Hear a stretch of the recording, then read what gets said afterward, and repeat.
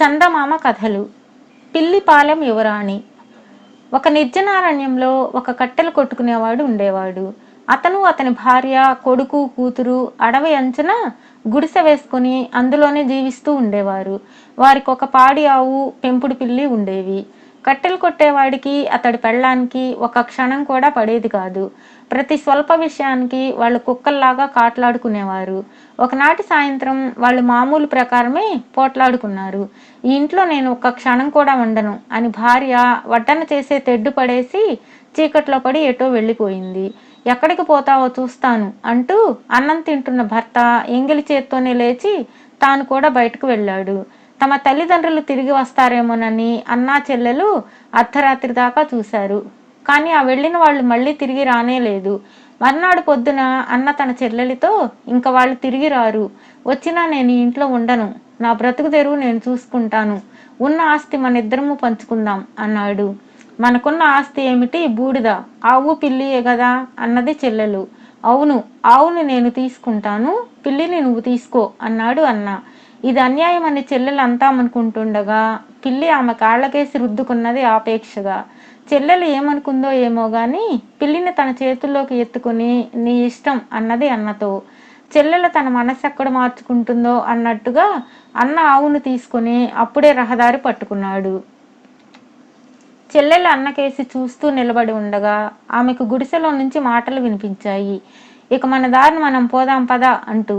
చెల్లెలు నిర్ఘాంతపోయి వెనక్కి తిరిగి చూసేసరికి గుడిసెలో పిల్లికి మారుగా ఒక ఆడపిల్ల కనిపించింది. ఎవరు నువ్వు అన్నది చెల్లెలు. అక్క, నేనే నీ పిల్లిని, గుర్తించలేదా అంటూ ఆ పిల్ల తన అసలు కథ చెల్లెలకు చెప్పేసింది. ఆ పిల్ల ఒక మంత్రగాడి కూతురు. ఆ మంత్రగాడు అడవిలో ఎవరికీ తెలియకుండా తన నివాసం ఏర్పాటు చేసుకుని తన మంత్రశక్తి చేత తన అవసరాలన్నీ గడుపుకుంటూ కొంతకాలం బ్రతికాడు. వాడు తన కూతురికి 5వ ఏట కామరూప విద్య నేర్పాడు. దాని సహాయంతో ఆ పిల్ల తన ఇష్టం వచ్చిన జంతువు రూపం ధరించి ఆ చుట్టుపక్కల కొన్ని ఆమడల దూరంలో జరిగే ప్రతి సంగతి తెలుసుకుంటూ ఉండేది. ఆమెకు మనుషుల వెంట ఉండడం సరదాగా ఉండేది. తండ్రి మనుషుల మొహం చూడకుండా కీకారణ్యం మధ్య ఉండేవాడు. అందుచేత ఆమె తండ్రి దగ్గరికి సామాన్యంగా వెళ్ళేది కాదు. కొద్ది కాలం క్రితం ఆ మంత్రగాడు చనిపోయాడు. అప్పటి నుంచి ఆ పిల్ల మరింత స్వేచ్ఛగా తిరుగుతున్నది. కట్టెలు కొట్టేవాడి ఇంట పిల్లిగా ఉంటూ కూడా ఆమె రూపం మార్చుకొని తిరుగుతూనే ఉన్నది. అంతా విన్నాక కట్టెలు కొట్టేవాడి కూతురు ఆవు కోసం పోట్లాడకుండా నేను నిన్ను తీసుకోవడం మంచిదైంది, మనం ఎక్కడికి పోదామంటావు అన్నది. ఇక్కడ ఈ గుడిసె తప్ప ఇంకేమున్నది, నేను చెప్పినట్లు చేశావంటే నిన్ను రాణిని చేస్తాను, ఆ తర్వాత నువ్వు నేను ఎంతో సుఖంగా బతకవచ్చు అన్నది మంత్రగాడి కూతురు. ఆమె మళ్ళీ పిల్లిగా మారిపోయి అడవి మధ్యగా దారి తీసింది. కట్టెలు కొట్టేవాడి కూతురు ఆమె వెనకే బయలుదేరింది. ఇద్దరూ చాలా దూరం నడిచి అడవి దాటారు. అంత దూరాన వారికి ఒక కోట కనిపించింది. అప్పుడు మంత్రగాడి కూతురు కట్టెలు కొట్టేవాడి కూతురుతో, అక్క, నువ్వు నీ బట్టలన్నీ విప్పేసి దట్టంగా ఉన్న ఈ పొదలలో కూర్చో, నేను ఆ కనిపించే కోటకు వెళ్ళి అక్కడ రాజుగారితో నీ ఒక రాజకుమార్తెవని, నిన్ను నీ పరివారాన్ని బందిపోటు దొంగలు దోచారని, నీ పరివారం చల్లా చెదరై పారిపోయిందని చెబుతాను. వాళ్ళు వచ్చి నిన్ను తీసుకుపోతారు. నీవు మాత్రం రాజకుమార్తెలాగే ప్రవర్తించు. మీ నగరం ఏదని వాళ్ళు అడిగితే పిల్లిపాలెమని చెప్పు అన్నది. రాజకుమార్తెలు ఏం చేస్తారో నాకు తెలియదు కదా, మోసం కనుక్కొని నన్ను వాళ్ళు బాగా తంతారేమో అన్నది కట్టెలు కొట్టేవాడి కూతురు భయంతో. ఏమీ పర్వాలేదు, నీ దగ్గర నేను ఏదో రూపంలో ఉండనే ఉంటాను. దారి తప్పి నువ్వు ఏదైనా చేసినప్పుడు ఎవరైనా ఆక్షేపిస్తే మా పిల్లిపాలెంలో ఇలాగే చేస్తాం అని చెప్పు, నీకేమీ ఆపద రాదు అన్నది మంత్రగాడి కూతురు. తరువాత ఆమె ఏనుగుగా మారి పొదలన్నీ కలియతొక్కింది. నేల అంతా మట్టగించింది. తన స్నేహితురాలి దుస్తులు పీలికలు చేసి అంతటా పడవేసింది. ఈ పనులన్నీ పూర్తి చేసి కట్టెలు కొట్టేవాడి కుమార్తెను దట్టమైన పొదల మధ్య దాచి తాను పక్షిగా మారి కోటకేసి ఎగిరిపోయింది. ఆ కోట లోపల ఉండే రాజుగారి వద్దకు భటులు మంత్రగాడి కూతుర్ని తీసుకువచ్చి, మహారాజా, ఈ పిల్ల ఒక రాజకుమార్తె దాసీదట, మన కోటకు అంత దూరంలో తమ రాజకుమార్తె పరివారాన్ని బందిపోటు దొంగలు దోచారని చెబుతున్నది. రాజకుమార్తె దుస్తులు కూడా వాళ్ళు కాజేశారట. ఆమె పాపం పొదలలో దాక్కుని ఉన్నదట. ఏమి చేయమంటారు అని అడిగారు. రాజుగారు ఆ భటులతో, మీరు మంచి దుస్తులు కొన్ని పట్టుకొని మన యువరాజును వెంట పెట్టుకుని ఈ పిల్ల చూపే చోటుకి వెళ్ళండి. ఈమె చెప్పిన మాటలలో నిజం ఉన్నట్లయితే ఆ రాజకుమార్తెను సగౌరవంగా తీసుకురండి. మన ప్రాంతపు అడవులలో బందిపోటు దొంగలున్నారంటే అందుకు న్యాయంగా మనమే బాధ్యులమవుతాం కదా అన్నాడు. రాజుగారి పెద్ద కొడుకు రాజకుమార్తె కట్టగలిగిన చీరలు దుస్తులు తీసుకొని పరివారంతో సహా కోట వెడలు వచ్చాడు.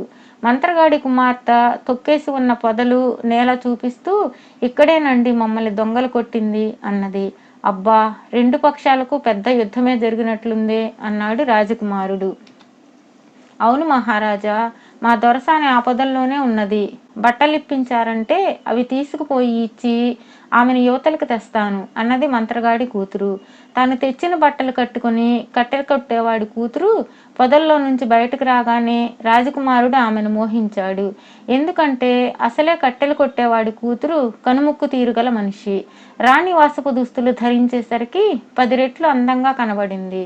తన తల్లిదండ్రులను ఒప్పించి ఆమెను పెళ్లాడాలని కలలుగంటూ రాజకుమారుడు కట్టెలు కొట్టేవాడి కూతురును మేనాలో తన అంతఃపురానికి తీసుకుపోయాడు.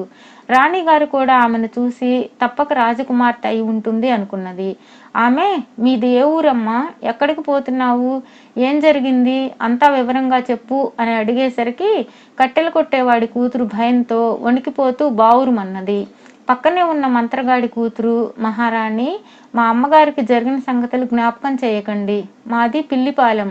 దానికి మా దొరసాని రాణి. ఆమెకి ఇప్పుడెవరూ లేరు. కష్టాలలో ఆదుకున్నారు గనుక మీరే ఆమెకి ఇక బంధువులు అని చెప్పింది. కట్టెలు కొట్టేవాడి కూతురికి రాణి కొన్ని నగలు కూడా పెట్టి ఆదరించింది. ఆ నగలన్నీ పెట్టుకుంటే ఆ పిల్ల మరింత అందంగా కనబడింది. ఆమె దాసీనని చెప్పుకునే మంత్రగాడి కూతురు ఉండడానికి ఒక గది ఏర్పాటు చేశారు. భోజనానికి తప్ప ఆమె ఆ గది దాటి వచ్చేది కాదు. రాజు కొడుకు మాత్రం ఏదో వంక పెట్టుకుని రోజుకు 2-3 సార్లు ఆమె గదికి వెళ్ళి పలకరించి వెళ్ళిపోతుండేవాడు. కట్టెలు కొట్టేవాడి కూతురు అన్ని విధాలా తన స్నేహితురాలు చెప్పినట్లుగానే నడుచుకునేది. ఆమె చేసే పనులు రాణికి ఆశ్చర్యం కలిగించినప్పుడు ఆమె, ఇది మా పిల్లిపాలెం ఆచారం అండి అంటుండేది. ఆమె నిజంగా రాజకుమార్తె అవునో కాదో తెలుసుకోవడానికి రాజు రాణి కలిసి కొన్ని పరీక్షలు పెట్టారు. పెళ్లాడ కోరుతున్నట్లు వాళ్ళకి తెలిసింది. అలాంటప్పుడు ఆమె నిజంగా రాజకుమార్తెనని రూఢి చేసుకోపోతే తర్వాత ఏమనుకుని ఏం లాభం? అయితే మంత్రిగాడి కూతురు ఏ ఈగ రూపంలోనో దోమ రూపంలోనో అనుక్షణము వారి సమీపంలో తిరుగుతూ వారు పెట్టదలిచిన పరీక్షల వివరాలు తెలుసుకొని తన స్నేహితురాలతో చెప్పి ఎలా మసులుకోవాలో తెలిపేది. అందుచేత కట్టెలు కొట్టేవాడి కూతురు ప్రతి పరీక్షలోనూ నెగ్గింది. తన హోదాకు తగిన ఆసనాలలోనే కూర్చున్నది. తన హోదాకు తక్కువైన వంటకాలు వడ్డిస్తే వాటిని ముట్టుకోలేదు. ఒకసారి రాణిగారు తమ అతిథి పడుకునే హంసతూలికా తల్పం అడుగున ఒక గడ్డిపోచ పెట్టించింది. మర్నాడు తెల్లవారగానే ఆమె కట్టెలు కొట్టేవాడి కూతుర్ని, రాత్రి సుఖంగా నిద్రపోయావా తల్లి అని అడిగింది. ఎందుకు అడుగుతారు, పొరుపు కింద ఏతూ దొంగ ఉన్నంత బాధ కలిగింది. తెల్లవార్లు ఆ కోట ఈ కోట పడ్డాను, కారణం ఏమిటో తెలియదు అన్నది కట్టెలు కొట్టేవాడి కూతురు. ఇలా ప్రతి పరీక్షలోనూ నెగ్గేసరికి ఆమె మీద రాజుకు రాణుకు గురి కుదిరింది. తమ పెద్ద కొడుకు పిల్లిపాలెం యువరాణిని చేసుకోవడానికి వారు సమ్మతించారు. పెళ్లి ముహూర్తం కూడా ఏర్పాటైంది. వివాహం కన్య యొక్క స్వగృహంలో జరగాలి గనుక పెళ్లి కొడుకు తన పరివారంతో బయలుదేరడానికి నిశ్చయించారు. వ్యవహారం ఇంతదాకా వచ్చేసరికి కట్టెలు కొట్టేవాడి కూతురికి భయం పట్టుకున్నది. పిల్లిపాలెం ఎక్కడ ఉన్నది, అక్కడికి వెళ్లే దారి ఎటు? ఆమె తన స్నేహితురాలైన మంత్రగాడి కుమార్తె మీద మండిపడి, నీ మూలంగానే నేను ఈ చిక్కుల్లో పడ్డాను, ఇక నిజం తెలిసిపోతుంది, నన్ను వీళ్ళు తల తీసేస్తారు అని కంటనీరు పెట్టుకున్నది. అక్క, నీకెందుకు లేనిపోని విచారం, అన్ని ఏర్పాట్లు చేయడానికి నేనున్నాను కదా. ముహూర్తం ఇంకా వారం రోజులున్నది. ఈ లోపల నేను వెళ్ళి నీకు ఒక కోట రాజ్యము అన్నీ ఏర్పాటు చేసి వస్తాను అని మంత్రగాడి కూతురు ఒక రాత్రికి రాత్రే పక్షి రూపంలో ప్రయాణమై అక్కడికి 5 మడల దూరాన కొండల మధ్య ఉన్న ఒక కోటకు వెళ్ళింది. చాలా కాలంగా ఆ కోటలో ఒక చీకటి రాక్షసి ఉంటున్నది. ఆ రాక్షసిలో ఉండే ప్రత్యేకమైన గుణం ఏమంటే అది సూర్యకాంతి కొంచెం కూడా భరించలేదు. కానీ చీకటిలో దాని శక్తి అపారం. అది ఏనుగుల వంటి జంతువులను కూడా రాత్రివేళ చంపగలదు. అందుచేత ఆ రాక్షసి చీకటి పడగానే కోట నుండి బయటకు వచ్చి ఆ చుట్టుపక్కల దొరికిన జంతువులను మనుషులను చంపి తిని తెల్లవారకు మునిపే తన కోటకు తిరిగి వచ్చి పగలల్లా చీకటి గదిలోనే నిద్రపోతుంది. మంత్రగాడి కూతురు మారు రూపంలో ఎన్నోసార్లు ఈ కోటకు వచ్చింది. చీకటి రాక్షసిని చూసింది. దాని రహస్యం తెలుసుకుని ఉన్నది. అందుచేత ఆమె అర్ధరాత్రి వేళ రాక్షసి ఉండే కోటకు చేరి లోపల ప్రవేశించి కోటవాకిలి తలుపులకు రాక్షసి పెట్టే ఇనుప గడియ పెట్టేసి రాక్షసి రాక కోసం ఎదురు చూడసాగింది. తూర్పు తెల్లవారే సమయాన రాక్షసి వచ్చి తలుపులు నెట్టింది. కానీ అవి తెరుచుకోలేదు. తాను రాత్రి వేటకు పోయి ఉన్న సమయంలో ఎవరో వచ్చి లోపల ప్రవేశించారని తెలుసుకుని రాక్షసికి చాలా కోపం వచ్చింది. తన కోటలోకి ప్రవేశించడానికి ఎవరికి ఎన్ని గుండెలుంటాయి? ఎవరు లోపల? తలుపు తీయి, లేకపోతే చంపేస్తా అని రాక్షసి పెడబొబ్బలు పెట్టింది. నేనేనత్త, చిట్టిగారిని అని మంత్రగాడి కూతురు లోపల నుంచి తొనక్కుండా జవాబు చెప్పింది. ఆ జవాబు వినేసరికి రాక్షసికి మరింత మండిపోయింది. చిట్టిగారికి నేనంటే అంత అలక్ష్యమా? తలుపు గడియ పెడతావా? వేగిరం గడియ తీయి అని రాక్షసి అరిచింది. ముందు నా కథ వినత్త, తలుపు తీస్తాను. నేనేమో మొదట పప్పును, నన్నేమో ముందు నానబెట్టారు, తర్వాత ఎండబెట్టారు, తర్వాత దంచారు, తర్వాత చెరిగారు అని మంత్రగాడి కూతురు దీర్ఘాలు తీస్తూ చిట్టిగారి కథ ప్రారంభించింది. రాక్షసి కోపం పట్టలేక తలుపును గట్టిగా తన్నింది. కానీ ఆ తలుపు ఆ రాక్షసి పెట్టినట్టే కావటం చేత కొంచెం కూడా కదలలేదు. నా కథ వినకుండా తలుపు తడితే నేను తీయను. మళ్ళీ కథ ఎత్తుకున్నది. రాక్షసి తూర్పు కేసి చూస్తే అప్పటికే భళ్ళున తెల్లవారిపోయింది. ఇక సూర్యుడు వచ్చేస్తాడు. లోపల ఉన్న చిట్టిగారి తలుపు తీయకుండా ఇలాగే బయటే ఉంచితే తనకు చావు తప్పదు. అందుచేత చీకటి రాక్షసి పెడబొబ్బలతో లోపల ఉన్న మనిషిని భయపెట్టాలని చూసింది. తరువాత బ్రతిమాలింది. నా బుల్లి చిట్టిగార, గడియ తీయి, నిన్నేమీ అనను. నీకు బోలెడంత బంగారం ఇస్తాను, మణులు మాణిక్యాలు ఇస్తాను అన్నది రాక్షసి. రాక్షసి తన కథకు అడ్డు వచ్చినప్పుడల్లా మంత్రగాడి కూతురు, నా కథ పాడు చేసావత్తా, మళ్ళీ చెబుతా విను, మధ్యలో అడ్డు రాకుండా నన్ను కథ చెప్పనిస్తేనే గడియ తీస్తాను అంటూ మళ్ళీ చిట్టిగారి కథ మొదలుపెట్టేది. ఇంతలో సూర్యోదయం కానే అయింది. ఎండ మీద పడడం ఆరంభం కాగానే చీకటి రాక్షసి మంచు దిబ్బలాగా కరిగిపోసాగింది. త్వరలోనే దాని శరీరం అంతా నిస్సారమైంది. స్పృహ తప్పిపోయింది. మూరెడు పొద్దెక్కేసరికి కోట ద్వారం వెలుపల చీకటి రాక్షసి చర్మం తప్ప ఇంకేమీ మిగల్లేదు. మంత్రగాడి కూతురు పని సగం అయిపోయింది. ఆమె ఆ చుట్టుపట్ల ఉండే గ్రామాలకు వెళ్ళి అక్కడి జనంతో, చీకటి రాక్షసి చచ్చిపోయింది, కోటలో ఇళ్లన్నీ మళ్ళీ ఆక్రమించుకోవచ్చు.